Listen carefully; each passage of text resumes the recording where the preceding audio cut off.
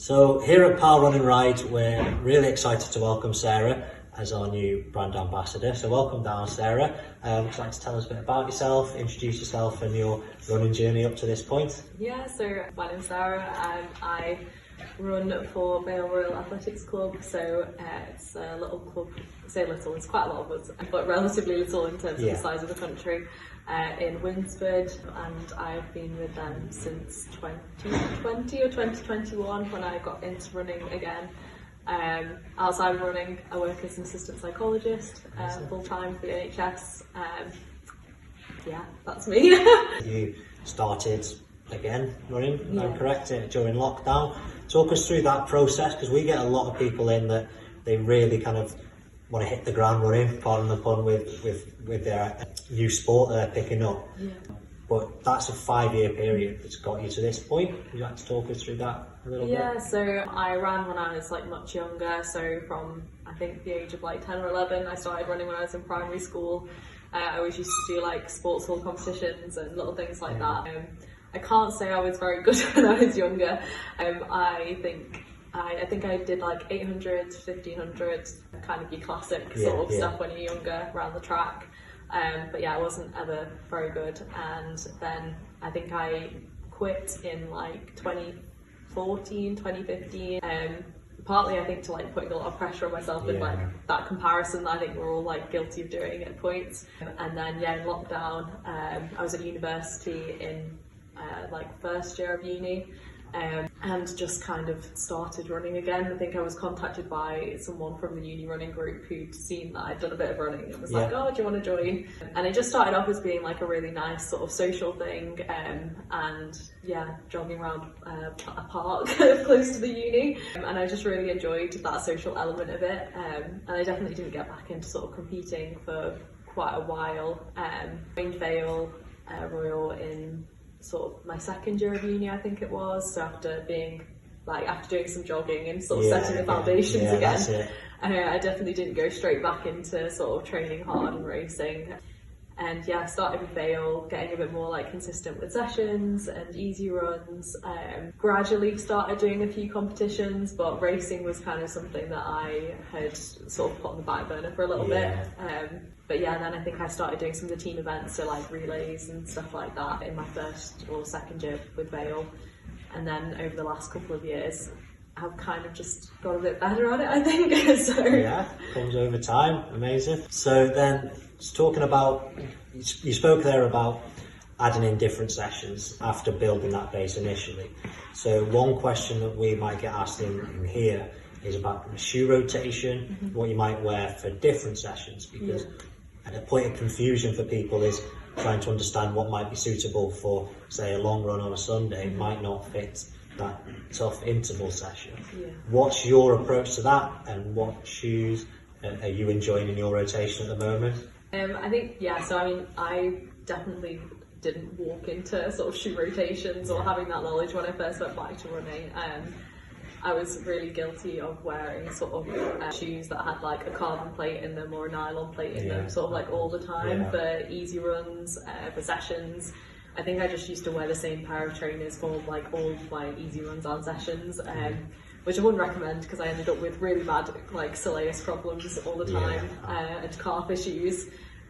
Because it just, the way that it kind of forces your foot, I'm no expert on anatomy, but I think it pushes your foot forwards and puts a lot of strain on it. It's quite aggressive, and so in the end, after sort of speaking with my now coach Stu and some other people at the track, people said you do need to actually be rotating between different shoes.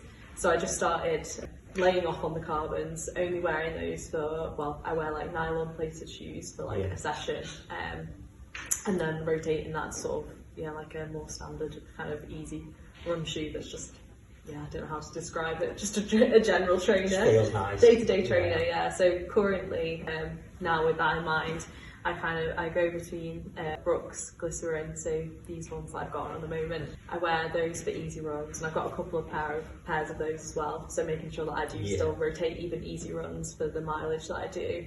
And then my session shoe is a Hyperion. so I tend to session in those, and then I've got another pair then that I wear for racing, so it's quite a rotation of making sure that I swap those out as well, just so that it once again reduces injury risk and stuff. So yeah, 100%. I think the Hyperion 3 is a really strong shoe. An important point there you said as well about even rotating the same shoe, kind of giving that cushion and a chance to recover as well. And then in terms of, I guess from us, congratulations for you this year, because it sounds like you've had a really strong year. Recently won the Trafford 10K, so amazing achievement, well done. Success the National Road Relays as well. How were those experiences? Yeah, really good.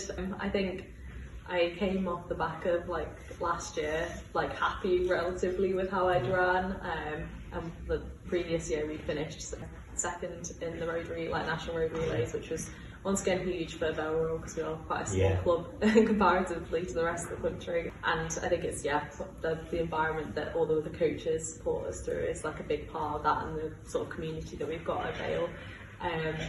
But yeah, I think I came into sort of this road season kind of just wanting to continue to chip away at my road times, which I did. I think I surprised myself. I came back from doing a training camp in Portugal over Easter with Vale, and went from 16:28 down to 15:44 for 5k, and then more latterly with my 10k.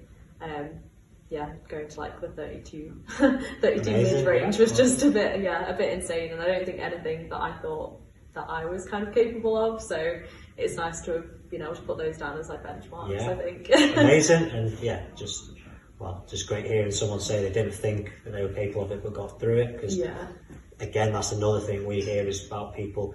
We see it with the Couch to 5k sessions, is people just smashing their expectations. So really well done. Thank you. Also from us, so you mentioned about obviously your work in psychology. We have got the mental health run with Mind coming up here soon around the Gardens of Trenton.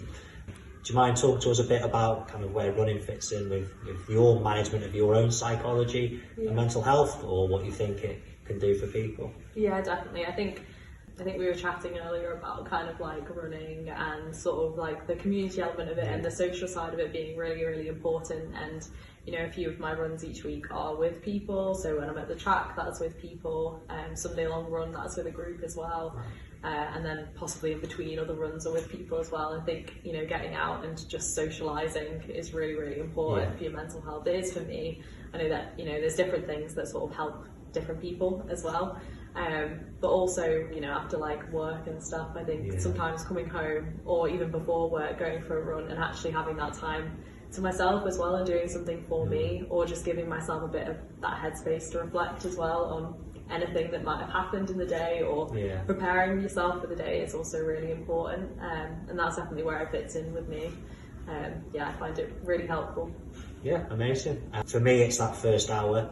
Kind of, if I have a run, especially if you get a nice winter morning, it's not too cold, nice kind of sunrise, it sets you up for the day. Really, as long as you don't slip over, though, I've got a real bad habit of falling over. So we'll try and avoid that. Really good, Spencer. Thanks for sharing that with us.